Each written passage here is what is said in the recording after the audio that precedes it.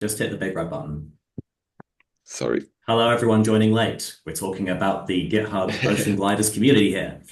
Um, so this is a community resource for sharing primarily code that you can share and collaboratively edit any text document.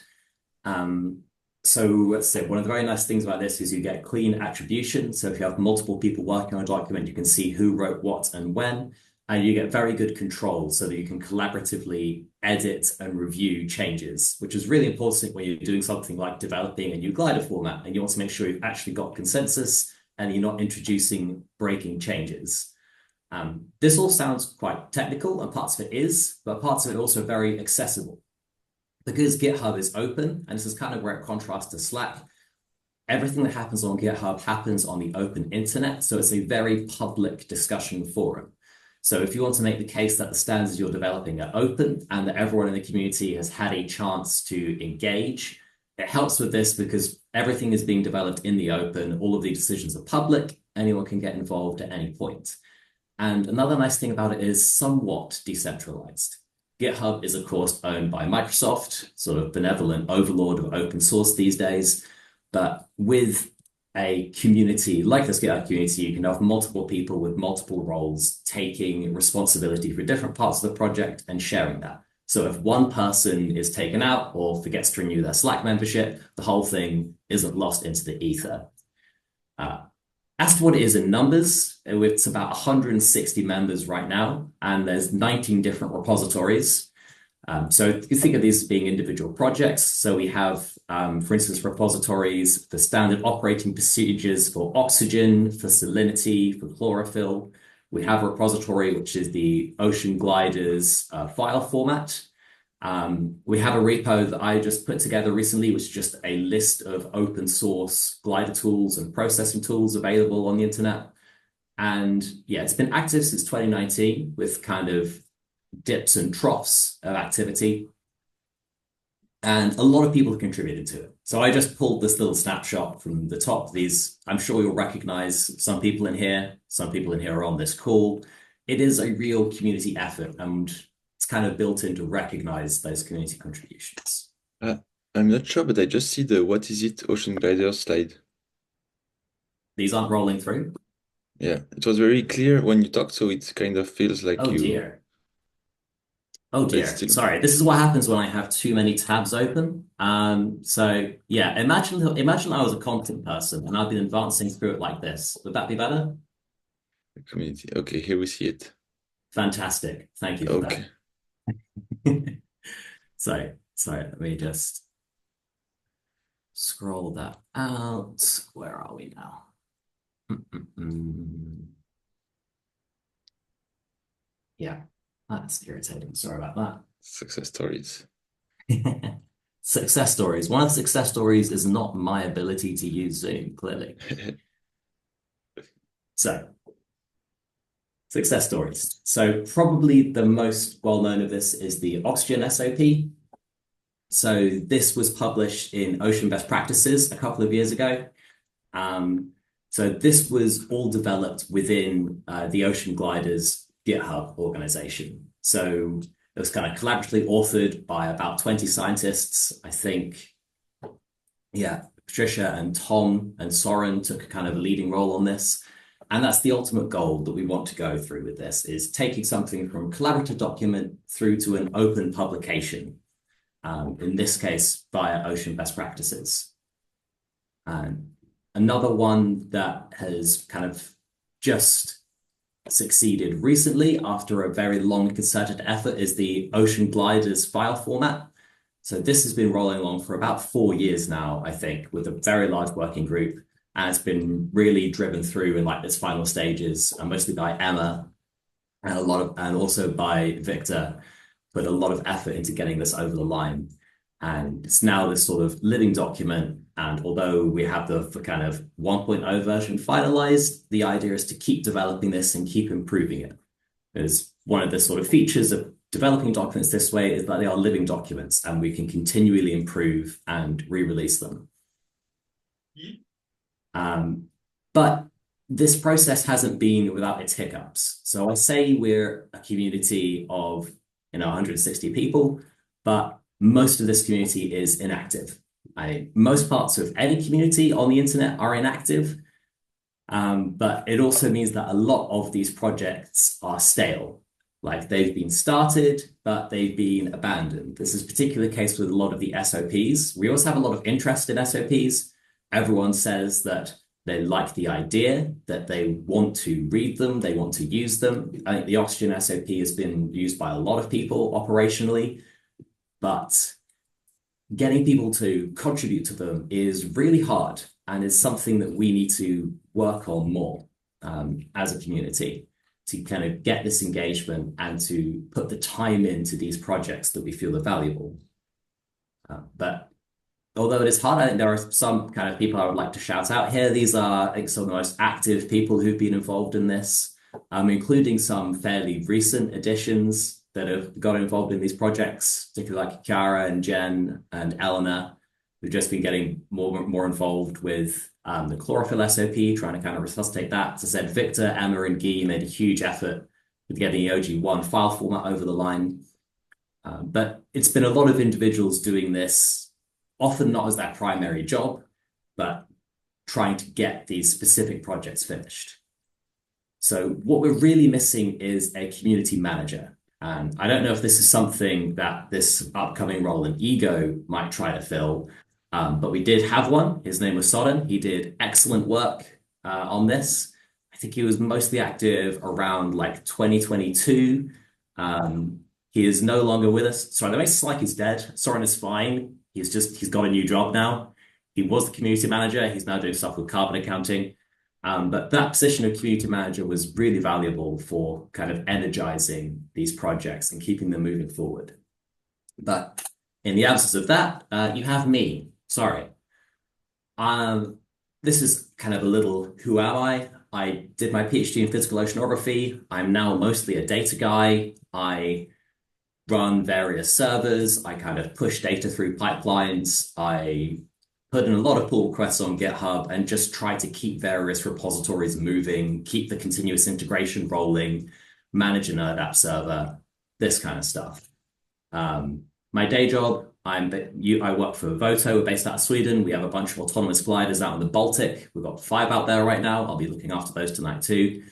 So I do have an interest kind of in the technical side of things and kind of pushing things forward within the glider community, getting these SOPs rolling. I found the Oxygen SOP really valuable, but I don't really have a lot of domain expertise.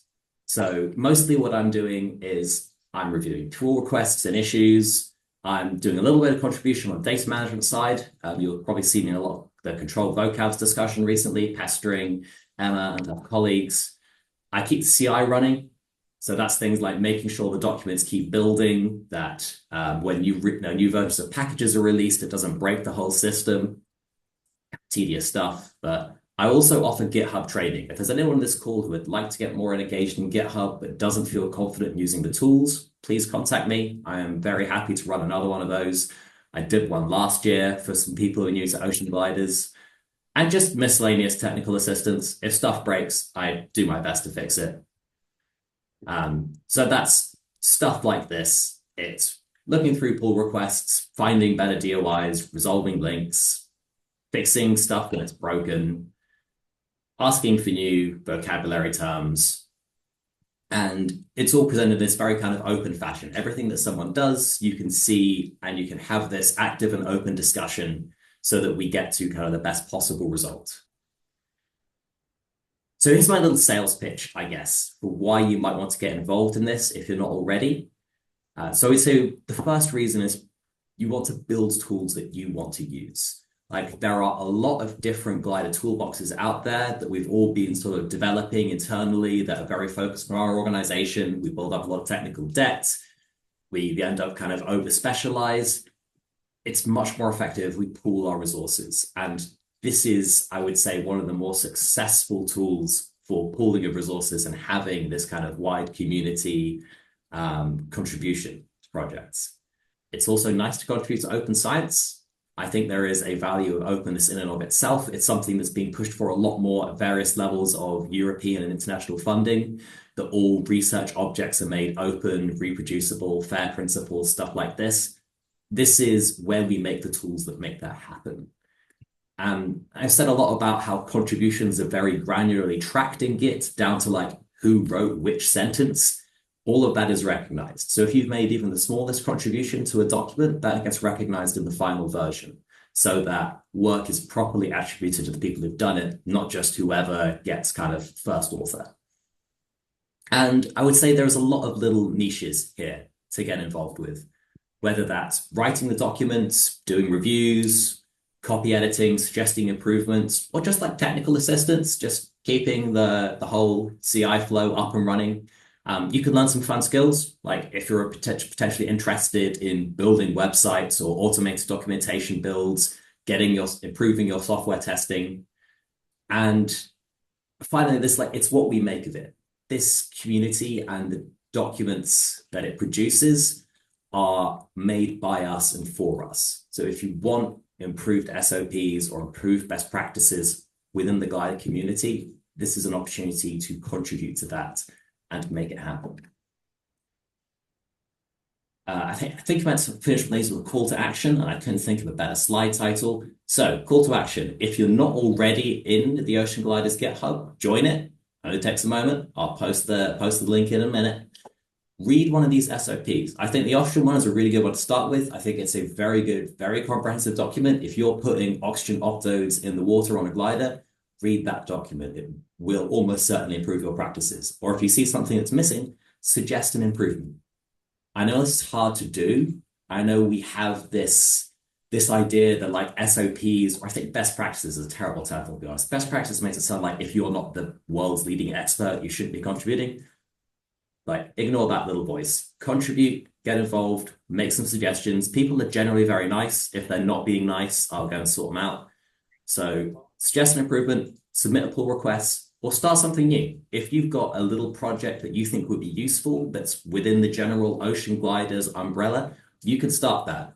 Like, I just put one together just after the conference that we had in Sweden earlier in the year, where there was several people asked if there was some central list of like all of the glider tools that are available, like the SOSIB toolbox and UEA toolbox and Gibbs Seawater and that. So I put one together. It's very incomplete, but it's just a nice central place for us to list all the tools that we're using so we can then start comparing them, contrasting them, and figuring out which ones fit our work process best.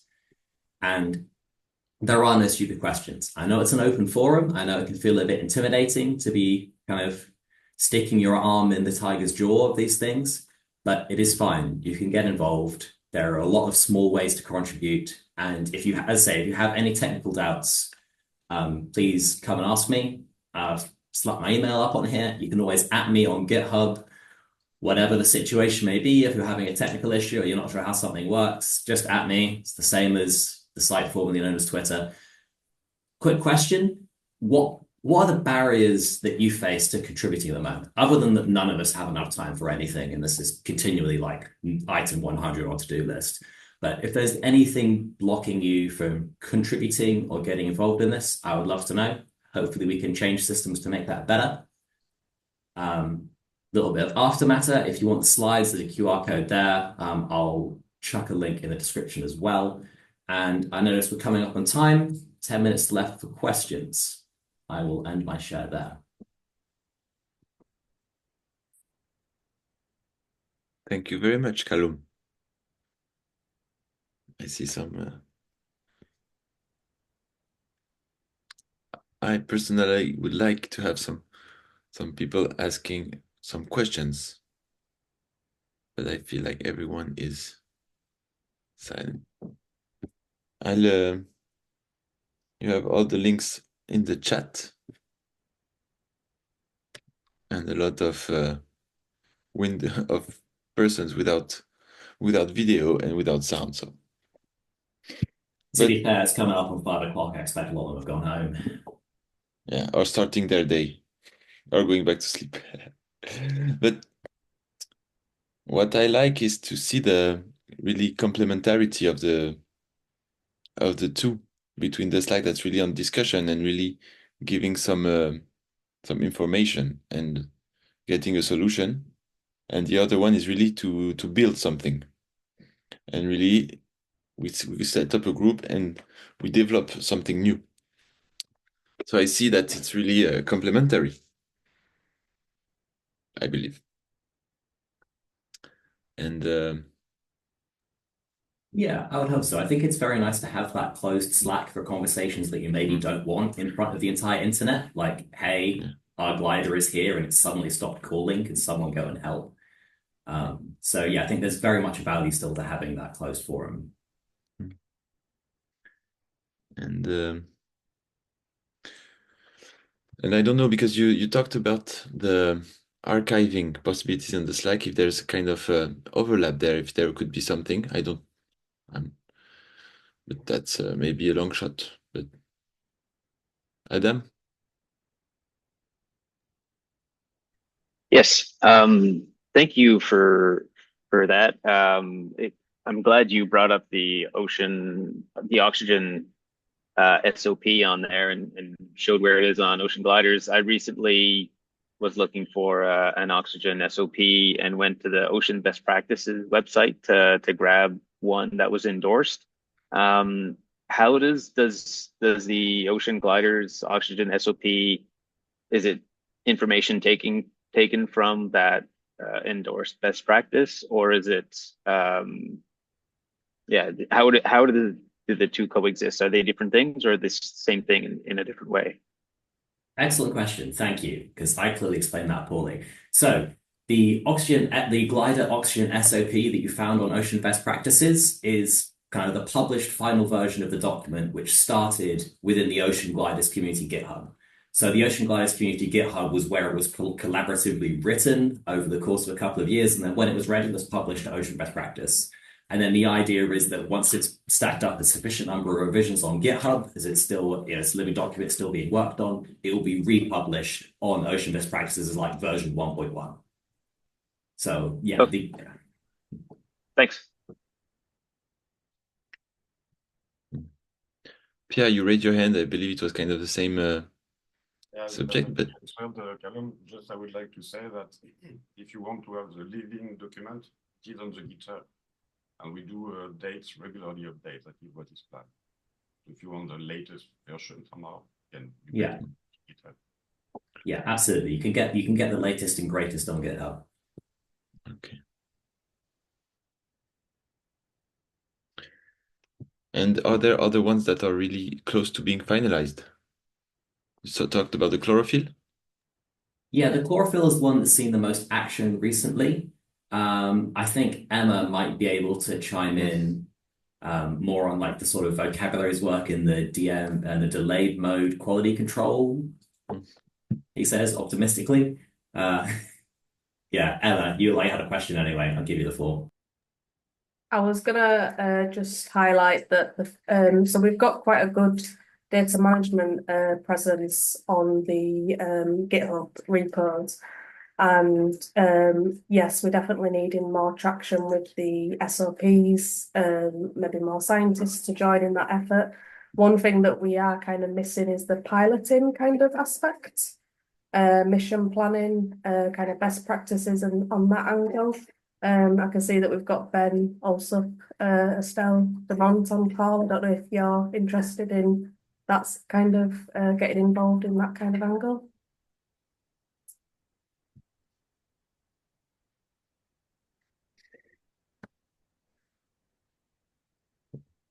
Try. Maybe next year. But going back to Callum's question, yeah, we are trying to pull together some documentation on vocabularies, trying to make it easier for people to use vocabularies in their file formats, and so that's a work in progress. Okay.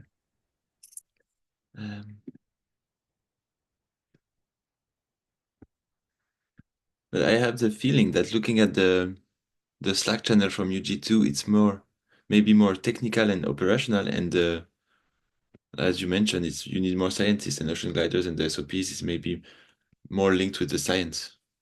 I don't know if that makes sense, but Yeah, I'd say primarily the SOPs have been driven from a scientific interest or people looking at quality controlling oxygen. It would be good to get more operators involved with the things like piloting, like the people who are currently answering questions on Slack. It would be really nice to crystallize some of that information to an SOP as to how to best manage operational glider missions. Okay. So might be looking at the one that contribute most on the UG2 Slack to please move on to GitHub and start a SOP. Could well be. That would be an outcome of this webinar. That would be a success. And would you say on the participation, is it? I feel like it's more European people, or is it really from everywhere? Do you have any clue on that? No, or it's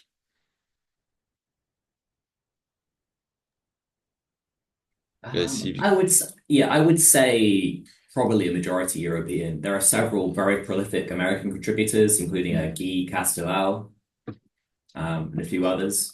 But it's entirely text-based and asynchronous, so it is very open to contributions from elsewhere. Okay. Okay. Well, hopefully you'll have some people trying to join and participating and asking you for training. At least the message is clear, so don't hesitate to join. Hopefully so. I mean, I've got all of your names, so if any of you haven't signed up by tomorrow, I will be emailing you.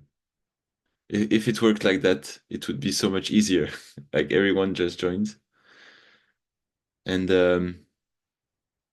I don't know, does someone want to have a last word?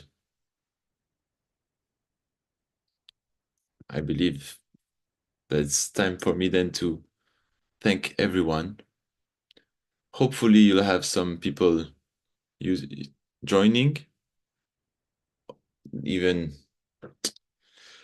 just passively. And we'll see you next time. And have a nice afternoon, have a nice morning, have a nice day wherever you are in the world. It's a nice way to keep contact. And thank you. I will start the sharing.